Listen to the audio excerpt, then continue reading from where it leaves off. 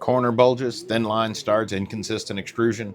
Many of the defects we see in prints come from one thing: inconsistent pressure in the nozzle. That pressure doesn't change instantly when the printer changes speed. In the retraction video, we modeled the extrusion system as a spring. Filament pushing into the melt zone builds pressure at the nozzle. Retraction relieves that pressure during travel moves. Pressure Advance deals with the same pressure while the printer is still printing. Before we go any further, it's worth clearing up some naming. This feature goes by a few different names. In Klipper, it's called Pressure Advance. In Marlin, this feature is called Linear Advance, and the tuning value is called the K-Factor.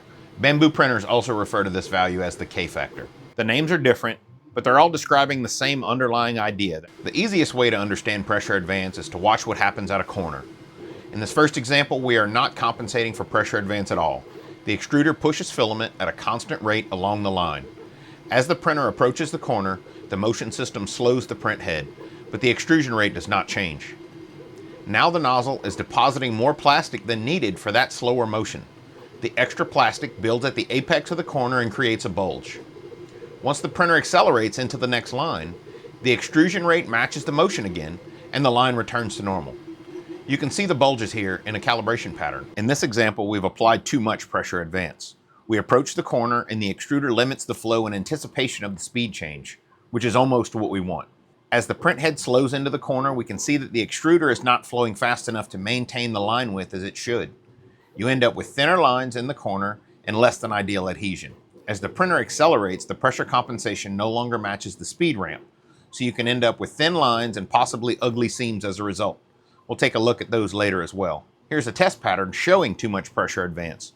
You can see the line adhesion is not great, and there are gaps between the thin lines at the corner. In this example, we'll see what it should look like. Properly adjusted Pressure Advance means as the print head slows into the corner, extrusion slows with it. The pressure in the nozzle stays balanced with the motion of the printer. Line width stays consistent through the corner and back into the next line.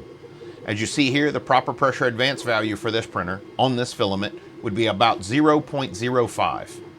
We cannot see any gaps between the lines, nor can we see signs of bulging. Now let's take a look at some other Pressure Advance calibrations for comparison. This test is referred to as a line pattern. It's a quick test that changes the speed of the print head while testing different Pressure Advance values to see which keeps the line width consistent. You can see on the zero end, there's a bulge in the line. And with too much advance, the line can disappear entirely with the speed change. We would select the line that looks the most consistent and even all the way across. For this printer, on this filament, it would appear 0.04 would be a reasonable setting. Finally, we have a tower. This test takes a bit longer than the others, and there's math involved to figure out the right number, but it does the job. At the base of the tower, where there is no compensation, you can see the familiar bulging.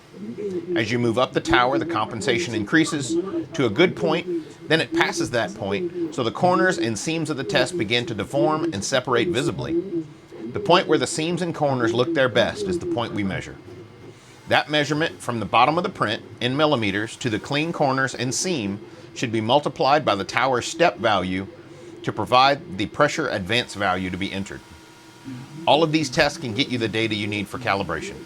Try each and see which one makes the most sense to you and gives you good print results afterwards. The results are really what matters in the end.